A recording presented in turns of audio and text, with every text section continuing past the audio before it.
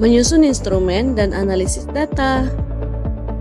Menyusun instrumen dan analisis data. Menyusun instrumen dan analisis data.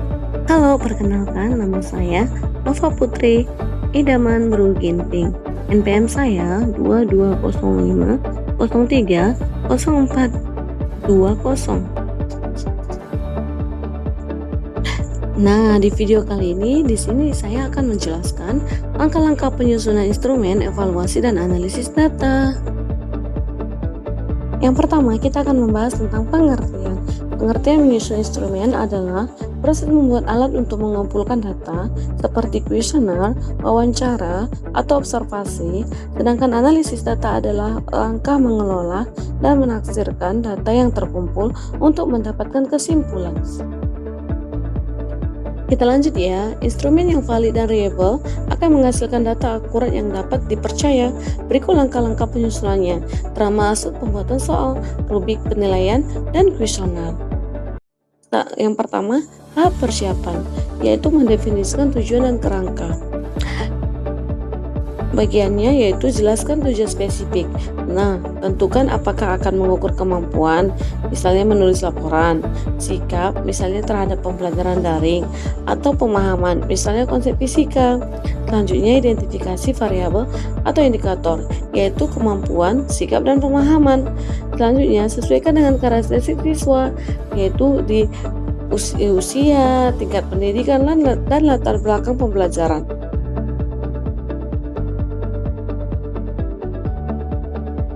Yang kedua, pemilihan jenis instrumen.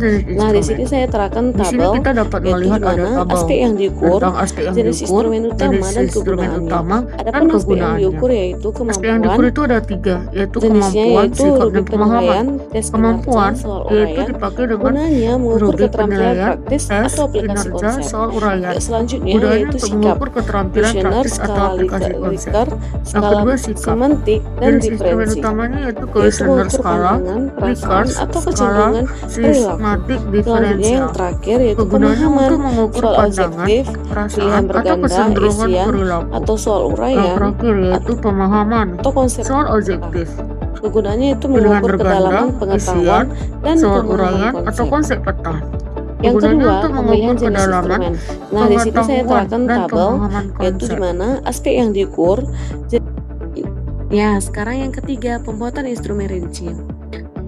Pertama yaitu soal untuk mengukur pemahaman. Dibagi menjadi beberapa yaitu jenis soal dasar. Yang A, objektif.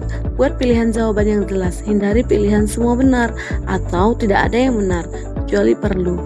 Pastikan setiap soal hanya memiliki satu jawaban yang tepat. Yang B, uraian. Gunakan kata kunci seperti jelaskan, analisis, atau bandingkan untuk mengukur pemahaman mendalam, bukan hafalan. Kita lanjut yaitu aturan pembuatan agar valid variabel, yaitu yang A, sesuaikan dengan indikator yang telah ditetapkan. Yang B, hindari bahasa ambigu atau kata kunci yang menyesatkan. Yang C, variasikan tingkat kesulitan, yaitu mudah, sedang, sulit, sesuai dengan target siswa. Yang D, lakukan uji coba untuk memastikan soal tidak menimbulkan kebingungan. Selanjutnya, rubrik penilaian untuk mengukur kemampuan, yaitu struktur rubrik. A, kriteria penilaian, komponen kemampuan yang akan dinilai, misalnya konten, struktur, bahasa untuk kemampuan menulis. B, tingkat prestasi, yaitu kategori tingkat kemampuan, misalnya sangat baik, baik, cukup, kurang. Yang C, deskripsi rinci, yaitu penjelasan yang jelas tentang apa yang dimaksud dengan setiap tingkat prestasi pada setiap kriteria. Selanjutnya, cara menjamin validitas dan reliabilitasnya, yaitu A, kriteria harus relevan dengan kemampuan yang diukur.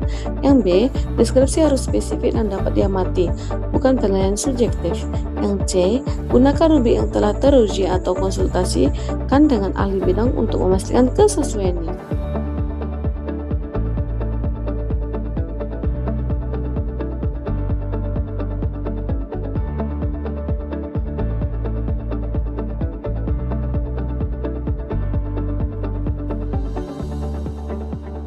Lanjut yang ketiga yaitu kuesioner untuk mengukur sikap. Yang A, struktur kuesioner, Yang B, pernyataan, yaitu susun pernyataan yang jelas dan terkait dengan dimensi sikap yang diukur. Yang C, skala tanggapan. Gunakan skala Likert, yaitu misalnya seperti 1 sangat tidak setuju, 2 tidak setuju, 3 netral, 4 setuju, dan 5 sangat setuju. Atau skala semantik diferensial, misalnya seperti sulit atau mudah, tidak menyenangkan atau menyenangkan. Yang C, pernyataan positif dan negatif. Campurkan untuk mengurangi bias jawaban.